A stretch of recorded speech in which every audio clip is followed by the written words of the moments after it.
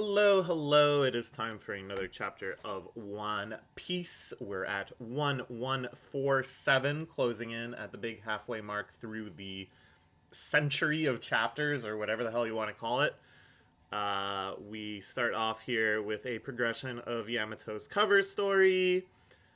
He's being rewarded handsomely for taking down this Onigashima holdout of Kaido loyalists, saving various kidnapped people. You can see in the background they're celebrating, lifting up the spoils of war, and Raizo, who is now the daimyo of Udon County, country, prefecture, whatever, rewarding Yamato with a bag of very Luffy-esque food. We got some onigiri, not Zoro's slash attack, but the food. Big chunk of meat with bone, a fish, looks like some grapes. Good stuff, good stuff. Anyways, this chapter title is What We're Afraid of. This is probably in reference to the manifested nightmares via Sir Killingham's power, which all the children's latent fears have become giant real creatures. We've been kind of fighting them off and on. It's been like kind of a good, not overwhelmingly scary enemy. I mean, they're what the kids are afraid of, so they're kind of scary. But something that we can really show the strength of the giants and Scopper and everybody going up against without it, having major story implications that they take one of them down. So this might see the final defeat of this wave of the Holy Knights forces. My question is, maybe when they beat these things, do the kids wake up? And my logic for that is that when Sir Killingham asked for some fancy salt to have with his meal, and he made Sir Somers fall asleep and then was able to yoink the salt from the dream, which is crazy and very imaginative from Oda. In doing so, Somers woke up again.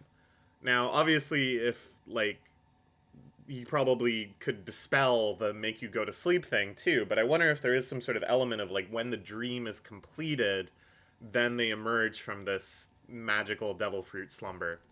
I also think Sir Killingham just looks like that, and he's not semi-transformed. But we'll see. Okay. So, we have Saul telling Robin and Chopper to hide away, to not fight. He's seen the Holy Knight before in perhaps his time in the Navy. That would make sense. Maybe encountering it, the rank occasionally. They're immortal. You can't beat them. Hide and wait for your chance to save the kids. So we talked about this quite a lot. The fact that at long last, Oda has finally given us characters that can just kind of wantonly regenerate, shrug off damage, seemingly immortal. Obviously, they can't really be immortal. There's going to be some way to beat them. We've already seen Imu relinquish the power of immortality from Saint Saturn, which has caused him to insta-die. So maybe it's Imu is giving all of them their powers, and until we beat Imu, we're unable to really beat any of these Holy Knights or Gorosei or whatever. I don't know. That would be pretty catharsis denying if this arc we had to just retreat from them or something. I think there's got to be another way. We just don't know what. It might involve hockey. A lot of things involve hockey. Okay. Caught the Straw Hat crew. Now this is interesting.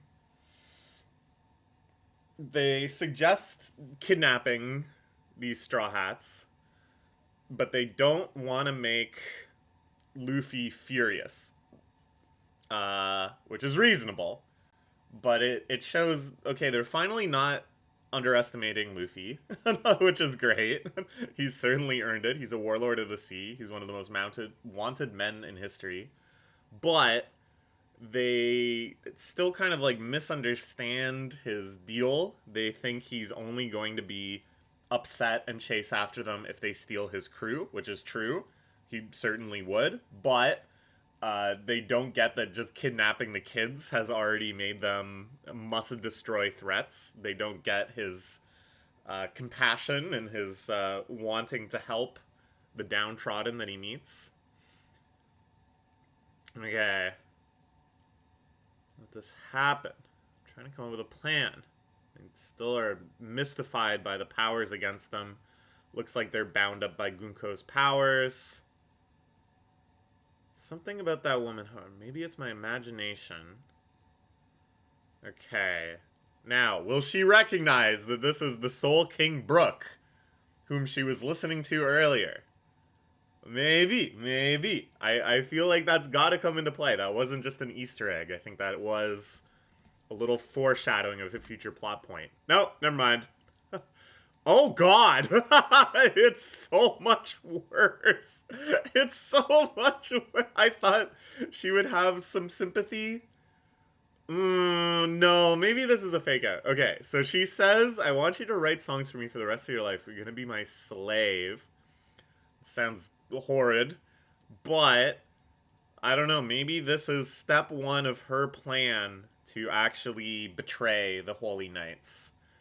Because Brooke's line of, I think there's something up with her, it can't be nothing, and the idea that someone could listen to his music and still be so evil, and the way she said she was afraid of Nika, I don't know, there something is adding up. Also, her face is obscured, okay? Follow me on this one. There's a little rabbit hole, I just thought of this. It's like, when you have a villainous character that later becomes good, you kind of want to, like, signify visually that they've now switched sides and they're your ally, and you kind of don't want to just have, like, the same face as when they were a villain. Now, Robin, it wasn't exactly the same, but she definitely changed her, like, demeanor. She started looking different once she joined the Straw Hats. But I think this is an easy one, that once she reveals her true loyalties, and it looks like the bandages on her face, whatever these are created by her power, because it's the same ties that the Straw Hats have right now. So yeah, I think there'll be like a dramatic moment where she lets her true face be shown. I don't know, maybe we like know her. Maybe it's like Nami's sister, because we still don't really know what happened with Nami before Belmare found her. That'd be crazy. I don't know. Yeah, I'm not buying this entirely. I think there's definitely something more going on here. Sounds like a nightmare of a fan. Yeah, for real. Don't want to fight with one of the four embers either. Let's just do our job and go. From the day that the Captain Strahd Luffy bestowed me my second life, I have been dedicated to no one but him. If I said I would kill you, I would rather die than live without honor. Sends him flying. She takes some damage in return. It's not really clear exactly what happened there, but in attacking Brook, she may have also freed him, and that might be her first act of subterfuge. Okay. Meanwhile, they have begun their broadcast to all of Elbaf, warriors around the nation. You can see in the background some of the big nightmares. I think it's so fun, too, by the way. First off, great shot of Elbaf as an island, in case you forgot what it looks like. It looks freaking crazy. We still don't know what's up at the top. There's got to be something up at the top. I don't know. I'm starting to kind of lose faith that there's something up at the top. I feel like maybe it would have been kind of like implied or hinted at or something by now. But I don't know. It's just so intriguing. There's still the giant sword stuck through it. Frankie did not visit that on part of his little sightseeing tour. That one's still an open mystery. And yeah, just the general vibe of like, it's the land of giants. The giants are huge. Let's fight against super giant nightmares that are even bigger, that are like unfathomably bigger. And then there's just other stuff that's like huge. Like Loki is huge even compared to giants. That sword is huge even compared to giants. Like, it speaks to the fact that giants are actually only in the middle of the size scaling in One Piece.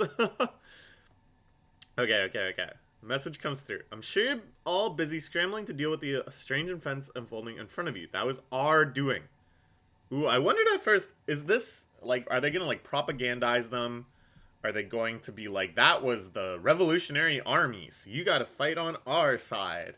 You know, something like that? But no, they're taking the straightforward ransom kidnapping approach, lay the situation bare, which is risky because it's like they just want the kids back. They don't actually want to be your allies. If they ever find a route which involves killing you and getting the kids back, you are toast. Dagger straight from Sacred Marijois. I am Sommers of the Holy Knights. By the way, I know it's not really pronounced Marijois. Nobody's called me out on it. I just really like saying Marijois. It's Marijoa. I'm almost certain. Great shot of the nightmares here. There's just so many of them. Like, every time they show a shot of these, there's new ones. This dog spider thing, I'm pretty sure we haven't seen before. It's from the world government. I love this cat thing, too. Sending this message all over Elbaf. Revealed who they are. Are the children safe? So here we see all these different villages. This is cool, too, because this... Nobody ever, like, sat down and explained how the society here works. But it seems like we have been following mostly, like, the warriors and the warrior village. Which makes sense, because those are what produces the pirates, and those are the ones we're buddies with. But here we see a craftsman's village, where everybody there, they're wearing these winged helmets.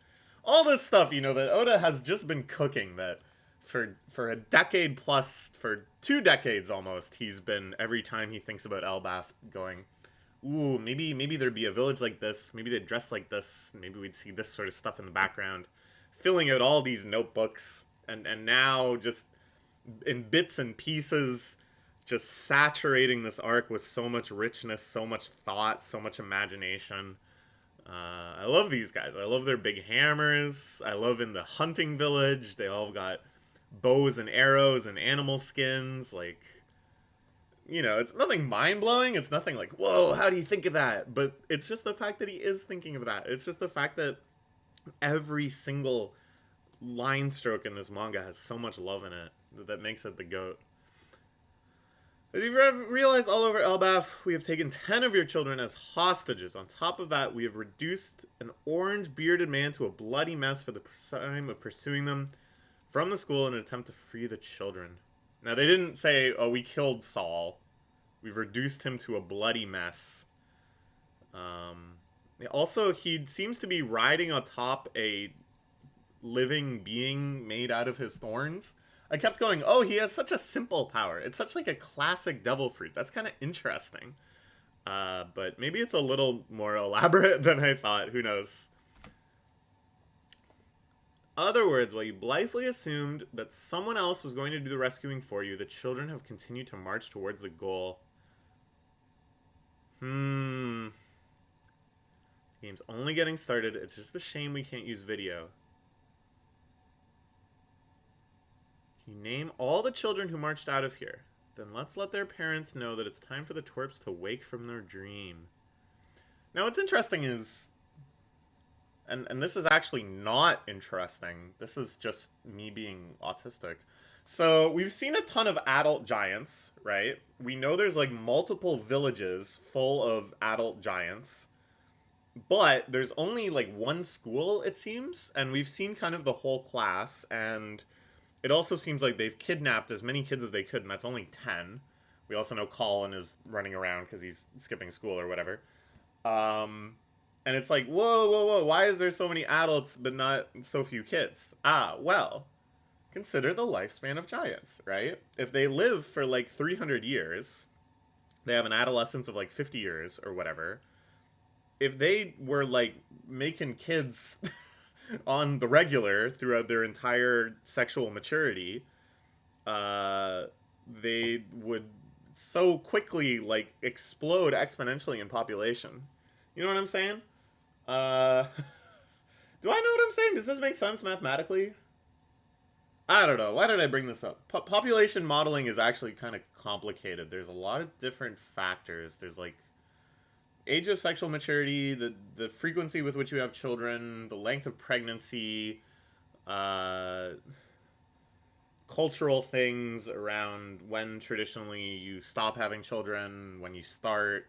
It's different than sexual maturity. Anyways, I think it makes sense. In the same way that when you look at like elephant herds versus like a pack of hyenas, there's more baby hyenas than there are baby elephants. I'm like pretty sure. Okay, let's just move on. I don't think nobody was going, oh man, I love Elbaf, but the population dynamics, it's really confusing to me. But I feel the need to say things like this. Okay. Time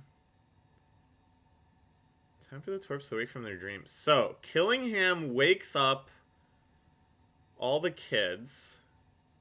Weird man. They can tell that they've been controlled to walk forward. They can't stop. Why can't we go home then? I want to see mommy. I want to see daddy. We're kidnapped. It means we can't see them. Unlike you crybaby weaklings, I'm a warrior. Monsters show up. Colin is not acting like a warrior. He freaks out. Sounds like they took out Saul. Turn us around. We need to go save the kings. These are the giant pirates. Their big ship. Some woman monster. Yeah, one of the kids said, I'm afraid of my mom.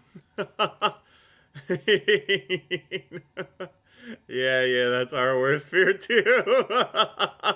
Morale is getting hammered. Oh no. Oh, that's good. It's like, should you really be cracking jokes right now? This is like a national emergency. I'm not asking the Giants, I'm asking Oda. Is this the time for a joke? But I feel like the tone right now, we're not in like actual life or death battles yet.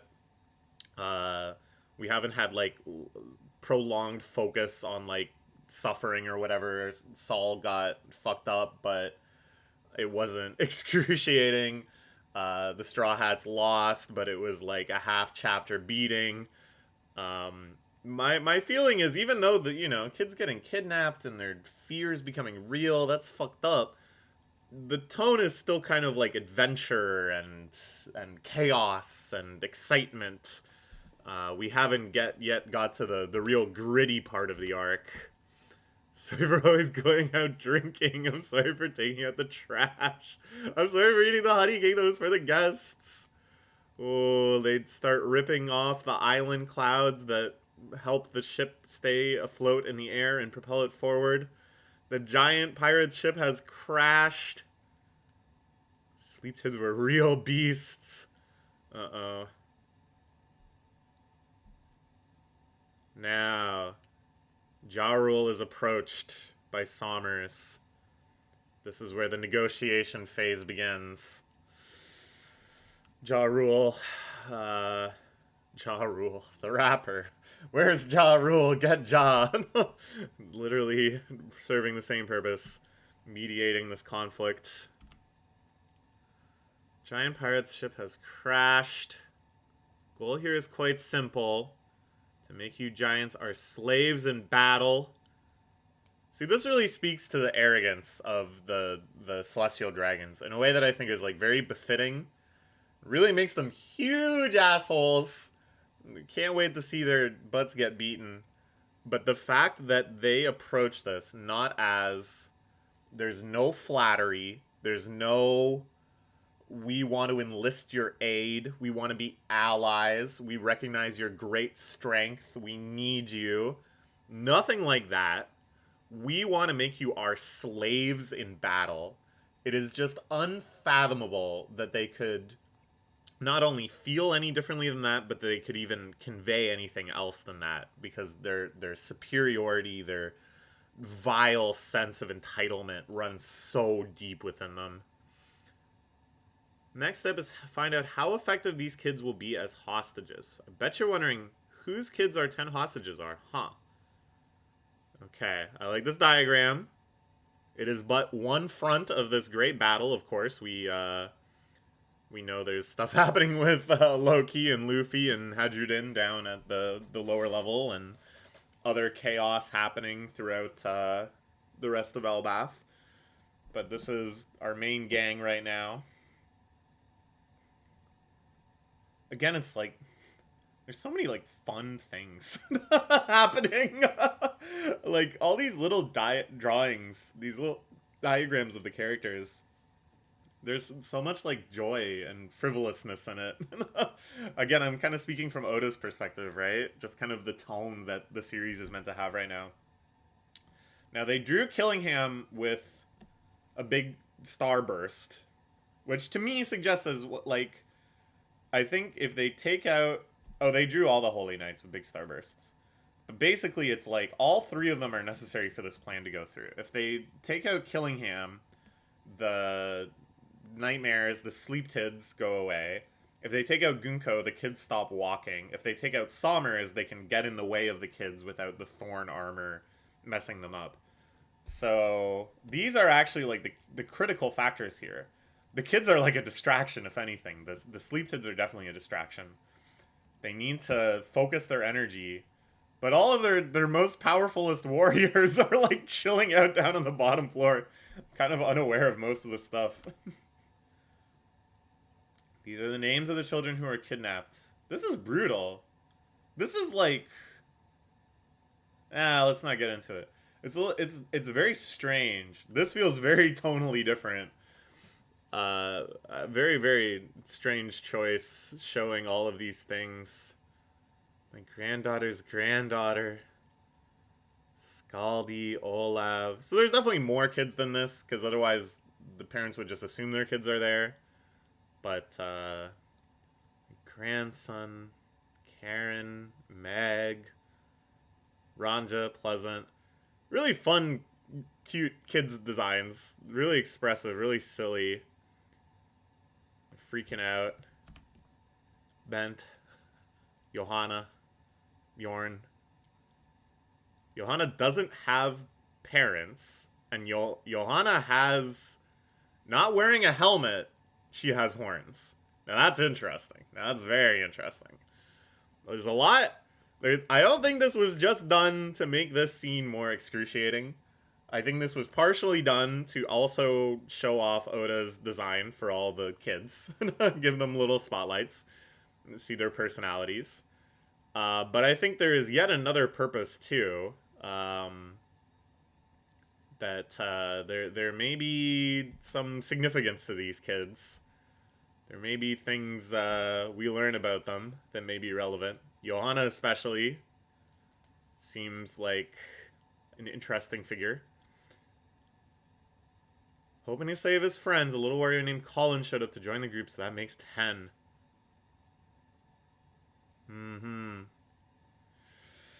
Now I'm starting to think, because of the focus on the kids, I was gonna say, oh, maybe they do kidnap the kids, and then there's like a raid to save the kids.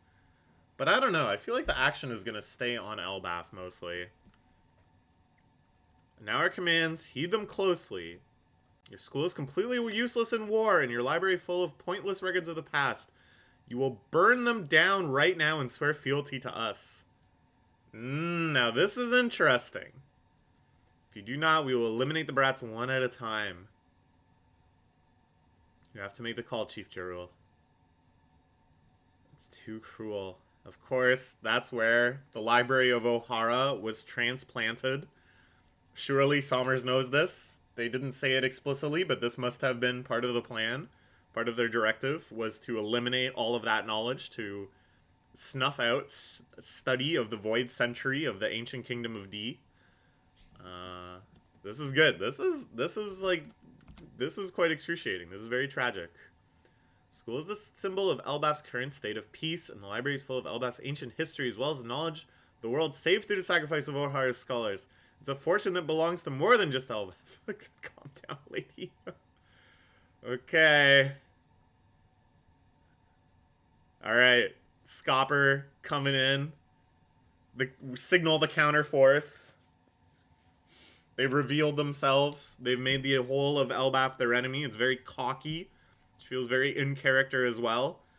I thought maybe this would be a very subterfuge type arc. We don't know who the enemies are. We don't understand their schemes. But it's become very apparent. And I think rather than making it feel like they're detestable in their duplicitousness and there's a tragedy and people not knowing who the true enemy is and making all these efforts in vain, instead there's an obnoxious arrogance that the Holy Knights have that's going to be very satisfying to see wiped off their smug faces. So let's see what happens in the next one. Robin and Mr. Ya, Scopper Gaban, leaping into action. Could be good. Could be good. Like I said, if they just completely snuff out any one of the Holy Knights, the situation gets a whole lot better for them. Especially if they take out Gunko. And Gunko maybe...